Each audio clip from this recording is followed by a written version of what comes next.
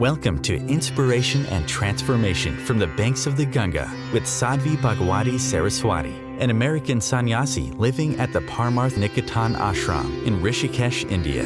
Sadhvi is president of the Divine Shakti Foundation, a charitable organization bringing education, vocational training, upliftment, and empowerment programs to women and children.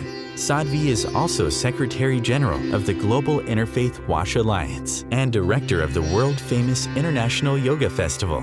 Join the musings of an American sannyasi as Sadhvi shares the wisdom and teachings of her guru, His Holiness Pujya Swami Chidanand Saraswatiji. Welcome everyone to Inspiration and Transformation from the holy banks of the sacred Ganga River in the land of Rishikesh, India. If the goal is to focus the mind on one thing, what about this claim that we all give so proudly? I'm a great multitasker. So recent research and science actually shows that even those who claim to be the best multitaskers, those who say, oh yes, I'm great at doing 2, 4, 10 things at once, when you actually bring them into a laboratory or you actually put them in a situation where somebody's actually objectively assessing them, what you find is that not only are they not doing 10 things successfully, but they're not actually even doing one of them successfully. And there's a lot of research on that these days, showing this myth of our productivity, and that we are actually significantly more productive if we do only one thing at a time. Not only more productive, we are significantly more creative. And even if you're not an artist or someone you would identify as a creative, and even if what you're doing isn't painting or drawing or sculpting or making music or writing, whatever you do, on some level, if you're going to do it well, it requires creativity. Ultimately, if you're anything other than a machine, anything other than, just a robot with a pulse, you're going to want to be able to do what you do creatively. You don't want to be just a robot. And so whatever task we're doing, we want to be able to have the ability to innovate, to think of it in new ways, to do it better than we've done it before, to think of new ways to do it, new things to do with it, how to expand it, how to improve it. But multitasking steals that ability. It also puts us into sympathetic nervous system overdrive, so our adrenal glands get really stressed out. I won't go into all of the chemistry of that, but just suffice it to say, on a physical level, it's also not good because there is stress involved. Even if you say, oh, no, I'm not stressed. I do this all the time. The physical body is stressed. Trying to juggle 8 things at once, it's hard. When I was a kid, I could juggle, and I remember how long it took me to learn how to go from 2 balls to 3 balls. But I never could make it from 3 balls to 4 balls. I remember trying to add that 4th ball, and it just never happening. But things are like that in life also. Even those who can juggle 4, 5, 6 balls, in the circus brilliantly, the amount of energy that their brain is burning as they're doing that to actually be paying attention looks really easy to us. But try to be that guy. It takes a lot of brain energy to be mapping following, charting. And so in the same way, when we're trying to juggle a lot in our lives, even if we don't have a felt sense, emotional awareness of stress, the body is under stress by trying to juggle so much. They also have recently found, and this has become one of my most favorite to quote pieces of data, that in this constant multitasking era, what we're doing is actually constantly interrupting ourselves, because we can't be doing, as I said, 10 things simultaneously. So we're going in kind of rapid succession.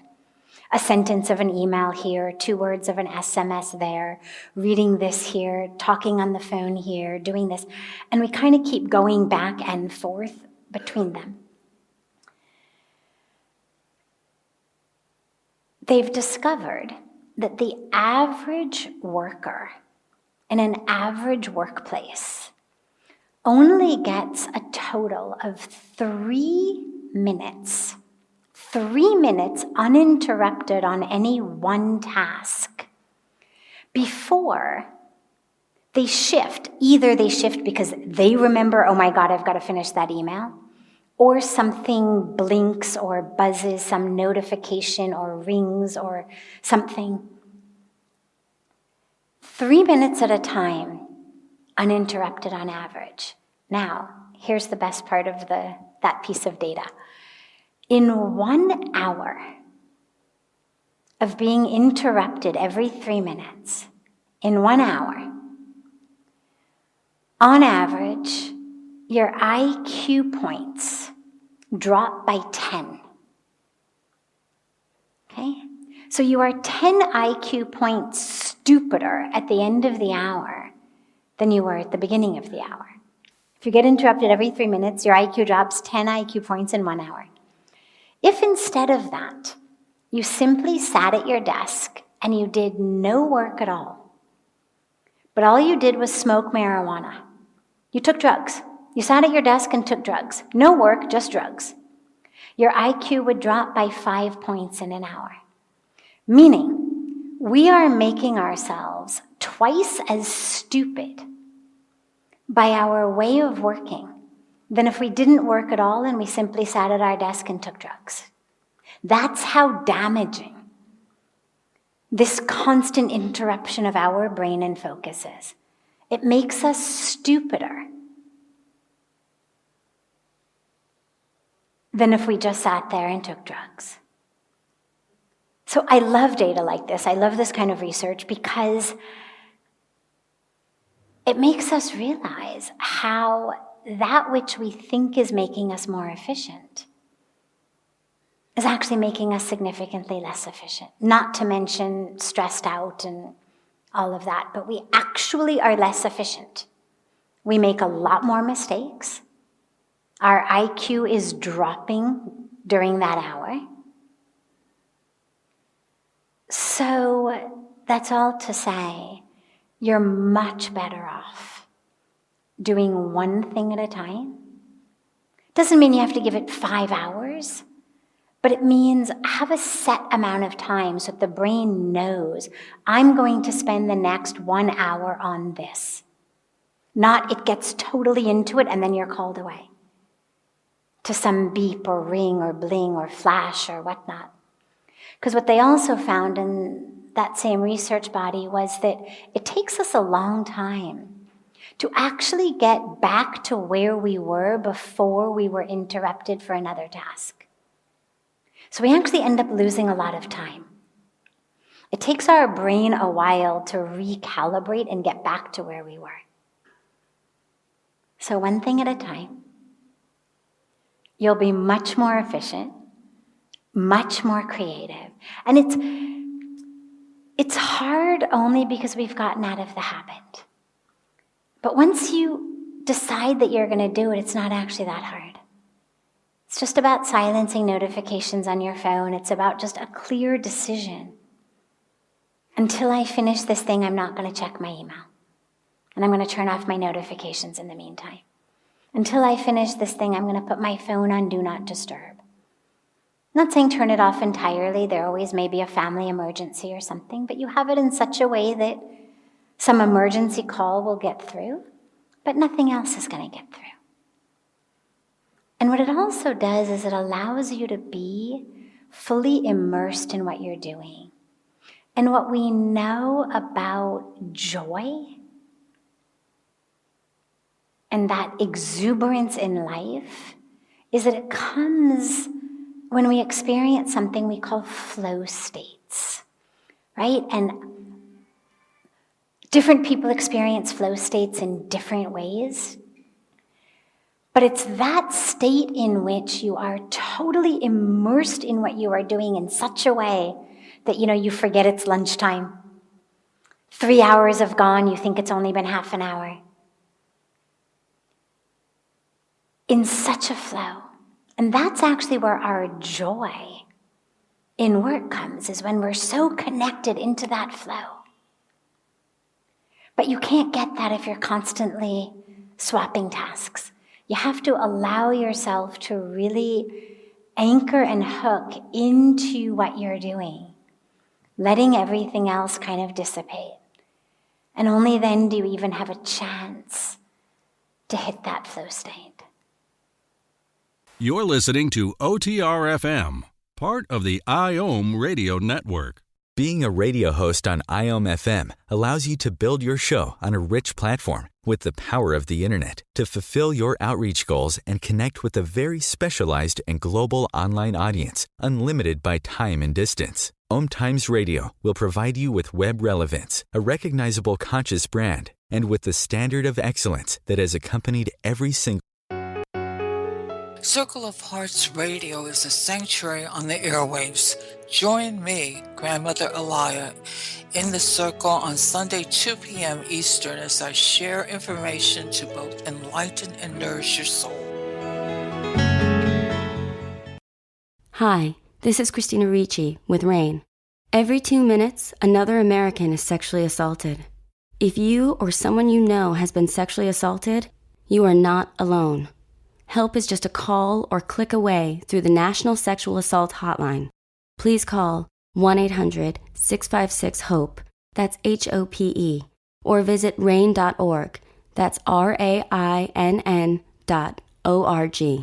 Brought to you by RAIN and this station.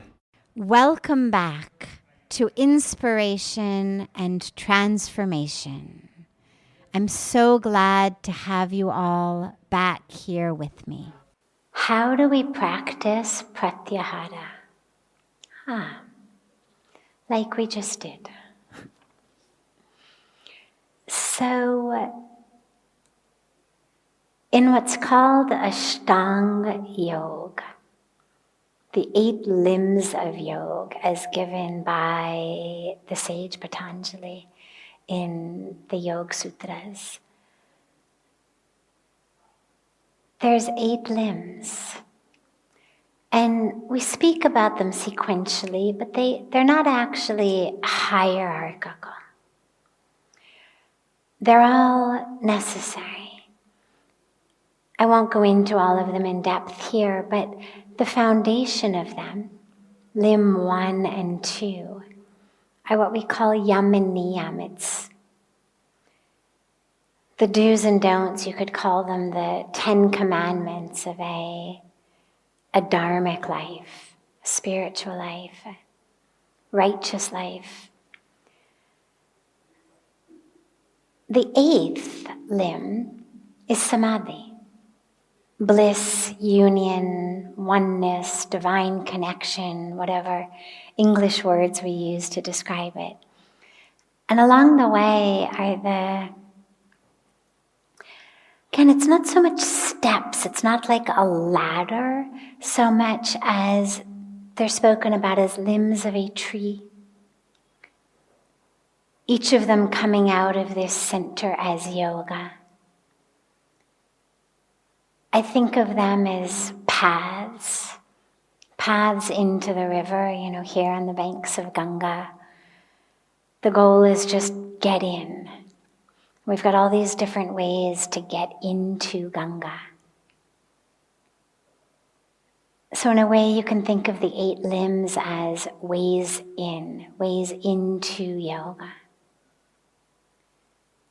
But ultimately, it's really helpful if we actually do all of them. I mean, if you literally just live by yam and niyam, yes, you're doing yoga. Even if you never have stood on your head even once for even 2 minutes, if you actually live by all of the yam and niyam, it's yoga. But the way that they go, we have yam, niyam, these are, as I said, the do's and the don'ts. Then we have asana, it's the physical postures. It's what most of us think of as yoga. If you go to a yoga class, it's going to usually be the asanas. It's going to be the physical exercises. Then we have pranayama, which is using the breath. And remember, they're paths. They're paths. So even asana, as physical exercises, can be a path in when done with that intention. That I'm on a path to union, oneness. That's what yoga means. Not just of my fingers to my toes or, my palms to the ground, but actually that divine union of self to the divine, or jivatma to paramatma, as we say, the individual soul to the supreme soul. Then we have pranayama, and then we have what's called pratyahara, which is a withdrawal of the senses. So if you look at the 8 limbs, we move really from the external to the internal. It begins with how we are in the world, through our actions, then how we are with ourself in our actions, our choices, then what we do with our body, what we do with our breath, moving more and more inward, more and more subtle. And then pratyahara, which is a withdrawal of the senses. So the question, what is pratyahara and how do we do it? Well, it's actually the meditation we began with. We withdraw our senses. Most of us move through the world with our minds, our awareness, our attention fully hooked into everything around us. I always love it in satsang when somebody sneezes or somebody comes in, not so much in this area, but in some of our other satsang spaces, there'll be doors that enter more like in the middle of the room. Somebody will come in late, or somebody's phone will ring. And what you'll see is every single head will go like this, as though we've never heard anybody sneeze, as though we've never seen anybody enter a room, as though somehow it were, Prime Minister Modi ji calling and the call is for us and we better get it. Somehow that attention is so easily and automatically grabbed by things outside of us. And it happens all the time. It's always a great demonstration of what we mean by our attention. It could be in the middle of a deep satsang. Somebody opens their purse to get something, just a zipper, and everybody goes. That's how most of us live. We are so hooked in everything in the outer world, smells, sights, sounds, movement. So if we're going to embark on a path of yoga, of union, of God realization, of self-realization, well, the first thing we have to do is unhook the attention from the external world and bring it in. We may think that our mind can be in 1,000 places at once, and sometimes we say it, oh my God, I've got 1,000 things on my mind. But the truth is, your mind can actually only be in one place at a time. It can move in rapid succession, but it can only be in one place at one time. And if I am with this sight, this smell, this sound, I'm not with my own internal self. So it's not that sights and sounds and sensations are bad or wrong, they're wonderful. They're our opportunity to interact with creation. But we need to have some time of the day in which we learn to unhook from that so that we can go in. You can't move north and south simultaneously. You can only be focused in one direction at one time. And if I'm focused outward, I can't be focused inward.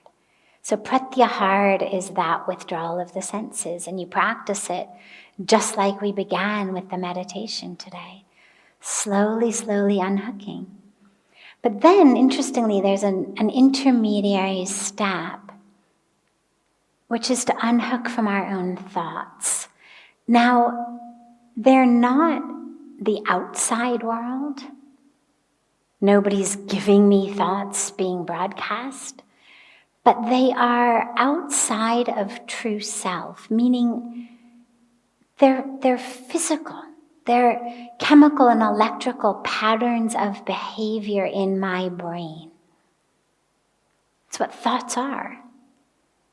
Chemical and electrical activity. Different types of firing, different types of activity in different parts of the brain, using different chemicals in the brain. It's what the emotions are, it's what the thoughts are. So we unhook from those as well. And we shift inward. And then, of course, just to conclude the 8 limbs, even though you only asked about pratyahara, but we'll conclude them, because beyond pratyahara, you want to keep going. So after pratyahara, we have dharana, which is a single-pointed focus. So once I've withdrawn my senses, I've pulled them in. Now I'm going to focus them in one spot. A mantra, a word, a candle flame, a prayer, my breath. And then, as I start to actually merge into that, into my mantra, into that prayer, that's where dharana shifts into dhyan or meditation. And then from dhyan, we get into samadhi, which is essentially where you could think of it as the lover and the beloved and the love become one. The meditator, the object of meditation, become one.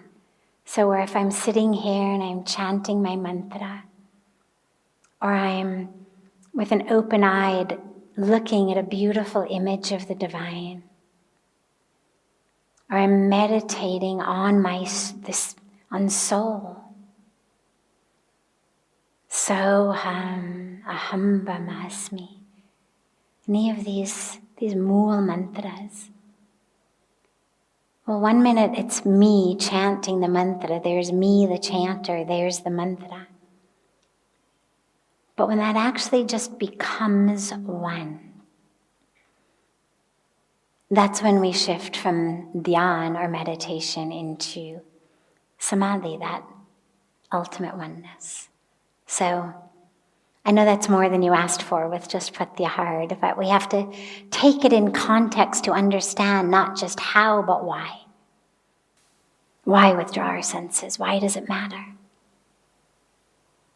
So it's part of that beautiful Ashtanga Yoga, the 8 limbs. This is OTR-FM, part of the IOM radio network. Om Times Magazine is one of the leading online content providers of positivity, wellness, and personal empowerment. A philanthropic organization, their net proceeds are funneled to support worldwide charity initiatives via Humanity Healing International. Through their commitment to creating community and providing conscious content, they aspire to uplift humanity on a global scale. Om Times, co-creating a more conscious lifestyle. Do you have time to read that inspiring book? or that blog post you've been meaning to get to? In your busy world, how do you improve yourself and keep your life going? I'm Lisa Kay, and my Between Heaven and Earth radio show can transform your life just by listening. Be uplifted with inspiring topics, positive stories, and ideas that really work. Between Heaven and Earth Radio is conscious living for your soul, every Wednesday at 4 p.m. Eastern Time.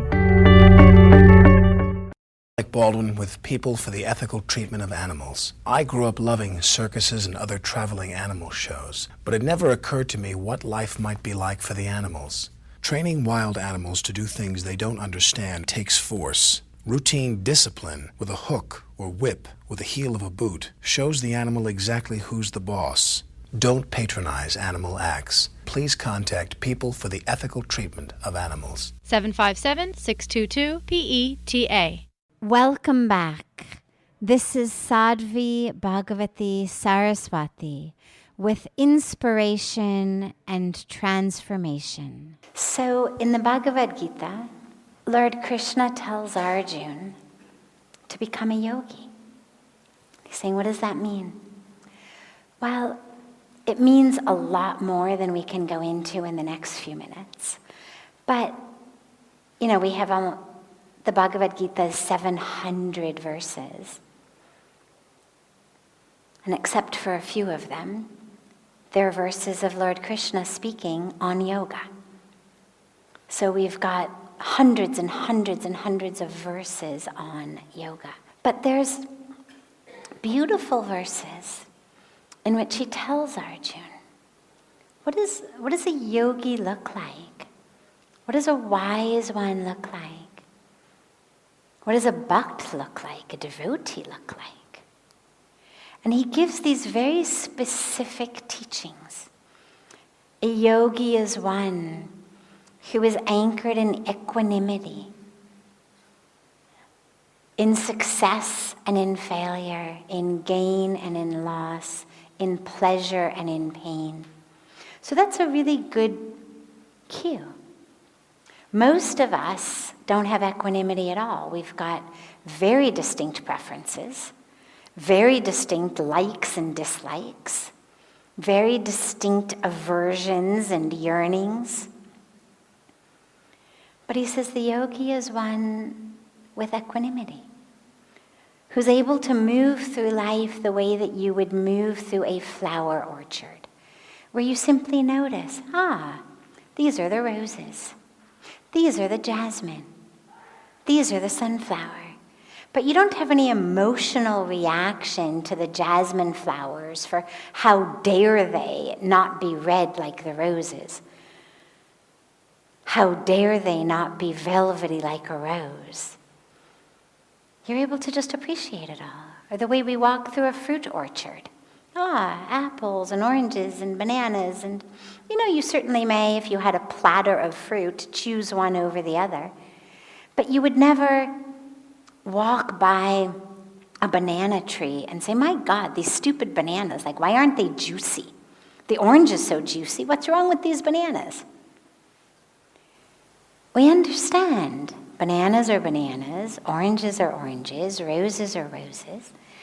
And so he says the yogi is one who, in all of these dichotomies and all of these differences, the yogi is balanced.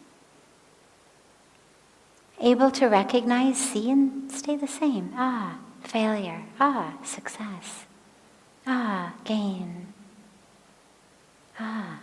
Just noticing, a rose. Now jasmine. So that's one. The yogi is one to whom, it's one of my favorite verses, the yogi is one to whom a lump of clay, a brick of gold, and a handful of dirt are all the same. Now, what he doesn't mean is that a yogi can't tell the difference between what a brick of gold feels like, what a lump of clay is like, or a handful of dirt. Yoga makes us even more subtle in our discrimination. but meaning that the yogi doesn't place any more preference. The yogi doesn't see a greater value in the gold, that the yogi is able to understand everything has its utility. If I want to build a house, this clay is much more useful. So the yogi is able to see everything, again with equanimity, without a sense of preference, to understand, they all have different qualities. But as far as value, they're all the same. And then as he shifts into descriptions of the bhakti yogi, well, there's beautiful, beautiful passages, a whole section on bhakti yogi that take us through the one who is kind, the one who is a friend to all, the one who gives and serves. I mean, it's like a treatise on how to be a good person. So that's what he means. He means literally follow all these things that I'm telling you. But the Bhagavad Gita is not only instructions, it's also inspiration. Meaning it's not just a to-do list. Some of it is. Some of it is really clearly like, do this, be like the yogi is one who, A, B, C, D, like tick, tick, tick, But then it's also full of that deeper spiritual wisdom, of knowing that God is in everyone, knowing that everything is God, discussions on our dharma, our purpose in life.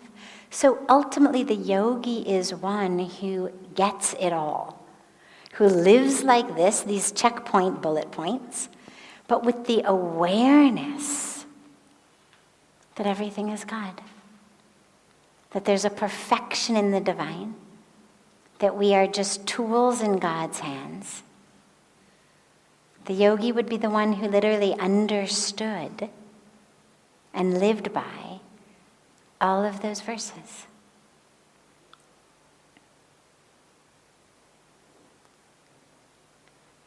So it gives us a lot of places to start. That's the beautiful thing about the Bhagavad Gita, kind of wherever you open it, you can start. It's not like, a mathematical textbook that if you don't begin at the beginning, you're not going to understand the rest. You can literally open it anywhere and take that as your starting point. Or take that as your message for the day or your teaching for the week. This is OTR-FM, part of the IOM radio network. Om Times Magazine is one of the leading online content providers of positivity, wellness, and personal empowerment. A philanthropic organization, their net proceeds are funneled to support worldwide charity initiatives via Humanity Healing International. Through their commitment to creating community and providing conscious content, they aspire to uplift humanity on a global scale. Om Times, co-creating a more conscious lifestyle. Do you have time to read that inspiring book or that blog post you've been meaning to get to? In your busy world, how do you improve yourself and keep your life going? I'm Lisa Kay, and my Between Heaven and Earth radio show can transform your life just by listening. Be uplifted with inspiring topics, positive stories, and ideas that really work. Between Heaven and Earth Radio is conscious living for your soul, every Wednesday at 4 p.m. Eastern Time. Like Baldwin with People for the Ethical Treatment of Animals. I grew up loving circuses and other traveling animal shows, but it never occurred to me what life might be like for the animals. Training wild animals to do things they don't understand takes force. Routine discipline with a hook or whip with the heel of a boot shows the animal exactly who's the boss. Don't patronize animal acts. Please contact People for the Ethical Treatment of Animals. 757-622-PETA. Welcome back. This is Sadhvi Bhagawati Saraswati with inspiration and transformation. A beautiful, okay then so question. Where does real happiness come from? It comes actually from several things. There's not just one source of it. They all take us back to capital S, self, soul, divinity. But there's ways in. Spiritual practice. Practice of connection. Or rather, practice that brings us into connection. So whether it's prayer, whether it's chanting, whether it's meditation, these are all ways of connecting with the source of divinity within ourselves. Now, of course, if you say, well, devotion, chanting, puja, prayer, bhakti, that seems like it's connecting with God that's outside of us, right? I mean, we're singing to God, and it's such a beautiful element because in our Sanatan Dharma tradition, there's the tradition, the path of what's called Advaita, oneness, non-duality. The path that says there is nothing but God, everything else is an illusion. And then we've got the path of devotion. And what's interesting is they're not that different philosophically as they may seem. They're just different in practice. Means those who are bhakts, who are devotees of God, real devotees of God, they don't think that God lives only somewhere outside of them in a deity on a shelf or in a mandir or in a picture frame. They know that divine they are worshiping by a name with a form actually is everywhere, is infinite, and even exists inside themselves as well. All of the enlightened devotees of God, the saints of the bhakti tradition, they know I'm one with Krishna. Krishna is not separate from me. And yet, being in love feels really good. There's something really beautiful about being in love. And so there is a very conscious and very deliberate sort of agreement to temporarily forget that I am also God and God is also me and I'm not separate from God and I've never been separate from God, so that I can have this exquisite joy of worshiping God and loving God. So it's not a philosophy that says God is separate from you compared to a philosophy that says God is everywhere. It's just a philosophy that says being in love, the practice of bhakti, the experience of love, is so powerful that I'm very willing to temporarily forget that God and I are one, so that I can have this experience of reuniting with God. So connection to the divine is the most powerful way to happiness. But how you get connected, it doesn't really matter. Whether it's through a practice of meditation upon the presence of the divine inside the self, whether it's an ecstatic love of the divine, with a name, with a form, whom you worship as though he or she were separate from yourself, so that you can bow down and feed him or her and garland him or her and sing his or her glories. Or whether it's connection to the divine through a tree in your backyard, or a tree in the forest, or connection to God through a sunrise or a sunset, or the stars in the night. Doesn't matter. But a connection to that which is eternal. Because see, otherwise, if I'm not connected, well then I'm just this physical being, walking closer and closer to my grave every single hour of every single day, essentially degenerating before my own eyes, every minute of every day, never quite feeling like I'm enough.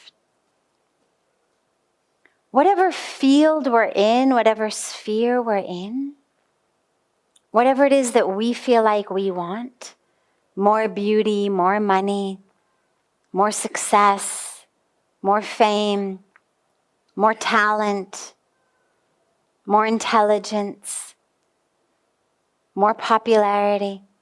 Well, whatever field that may be, there's always lots of people we can look at who are smarter than we are, prettier than we are, more popular than we are, more successful than we are. And so there's always a sense of lack. There's always a sense of not quite making what we want to make, making it there. There's always a sense of not being quite good enough. And there's also always a sense of being separate. Because see, then this is all I've got, just this. And when this disappears, when it dies, which no matter how much we try to ignore that fact, we know it's happening. Well, that's miserable or terrifying or some mix of both of them. And the only way to not be miserable and or terrified is to be connected to that, which isn't dying, which isn't disappearing, which is eternal, which isn't less than. Just monkeys. But it's good. They always remind us. They always remind us what the monkey mind is like. I love actually living in a place with real monkeys, because all over the world people are talking in meditation programs and spiritual retreats about beware of the monkey mind. And we actually live somewhere where every day we get to see them. We get to see what happens when you let the mind become like a monkey. So you scream and you shout and you fight and you jump around. So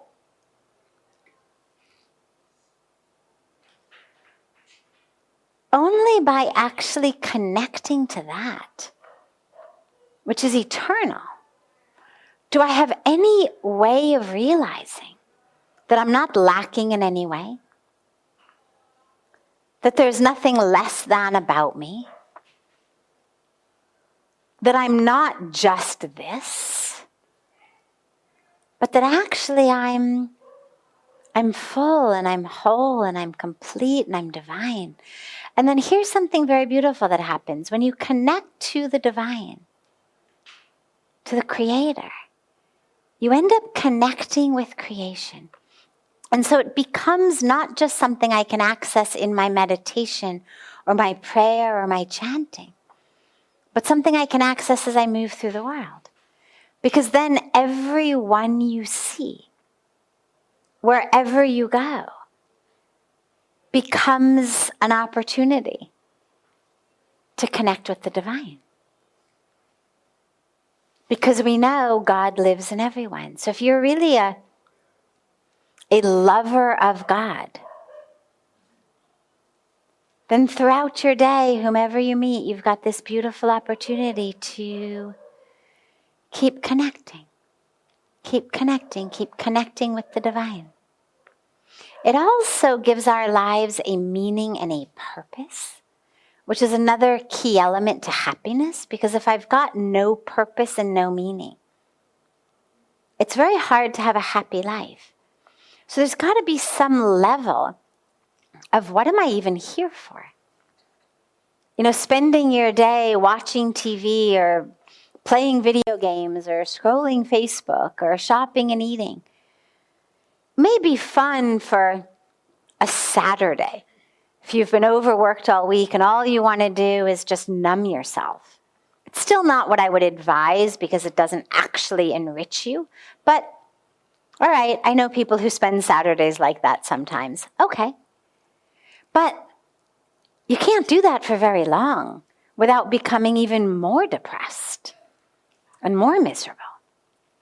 So without a sense of who I am and why I'm here and therefore what my life is about, you can't be happy. And that connection with the divine gives us that. Because then we understand, oh yeah, I'm here by you, as you, to love you, to bring your divine grace into action. You know, there's two different teachings that, when taken together, for me, form something really powerful that I love to share, which is, there's a teaching in which we are taught in the Bhagavad Gita, but also in other scriptures, that God lives in all. I live in the heart of, whether we're told all devotees or even just all, or even just teachings from the Upanishads, that everything in the universe is pervaded by the divine. All is divine. And then Bhagavan Krishna says, whenever darkness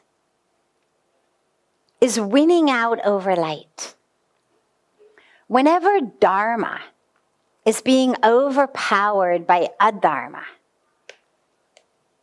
I incarnate in form in order to bring back light to the darkness, in order to bring back dharma to the adharma. And what I love when taken together,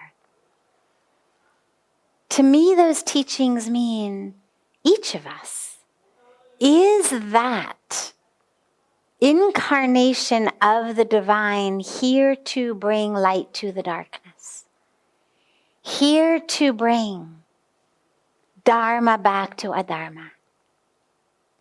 And so that connection to the divine gives our lives such a beautiful purpose.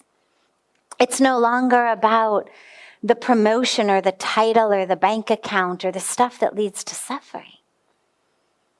It's about, I'm here as the divine, incarnated, because dharma is being overshadowed by adharma, because light is being overshadowed by darkness. And I am here. Not exclusively me, therefore you should, touch my feet and wash my dishes. But each of us is here as that incarnated divine to bring back light to the darkness. And we're all going to do it in different ways. But then suddenly my mission becomes to figure out, what are my ways? What are all the ways? Because it's not just one way. What are all the ways every day I can bring light, I can share light, I can share Dharma? And that purpose and mission brings about a lot of happiness. And the last way that I would say to find happiness is to really look at and try to become free of desires. Now, we talk a lot spiritually about desirelessness. And then you, of course, look at it and you say, well, getting enlightened is a desire. Being a good person is a desire. Serving God is a desire. So desires themselves are not the problem.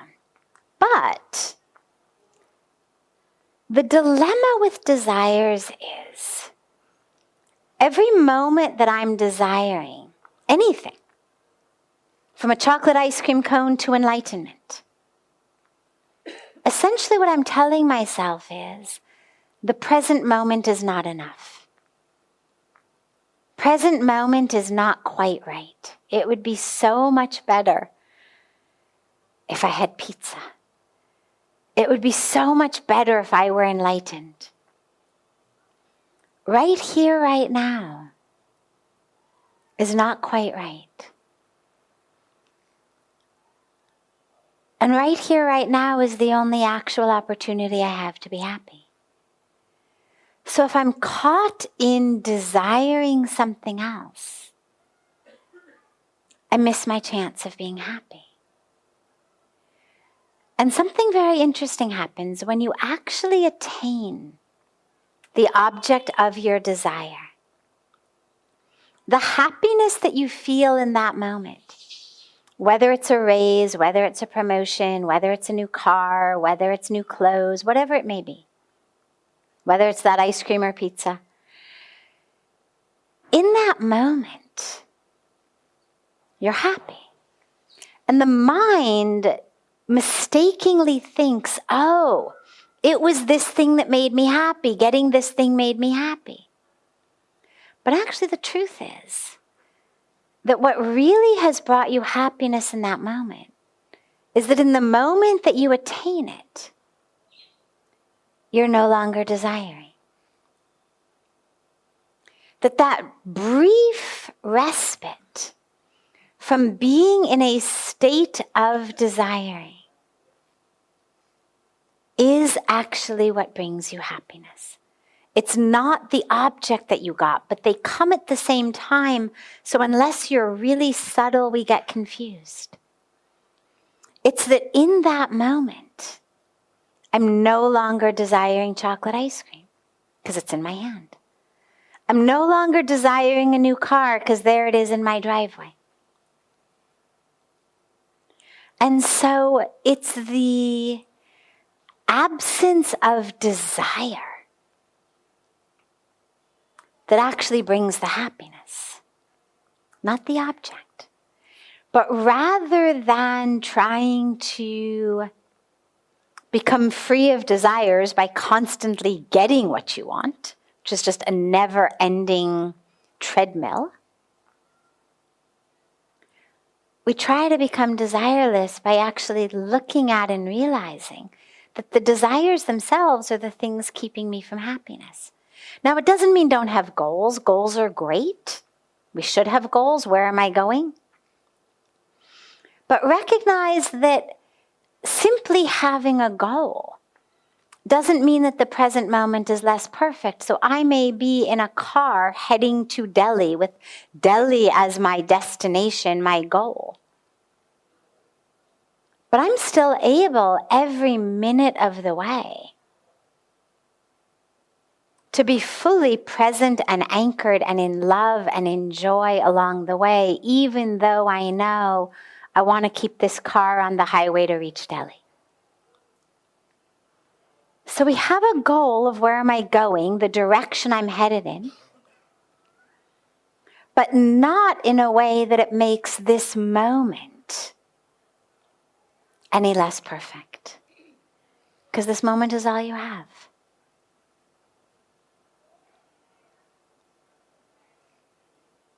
And that happiness is there if we just let it be there and stop with the monkey minds constantly going, right? What else can I grab? What else can I get? What else can I snatch? Oh, that tree. Oh, this tree. Oh, that. If we can just get free of that, we realize that happiness is right here.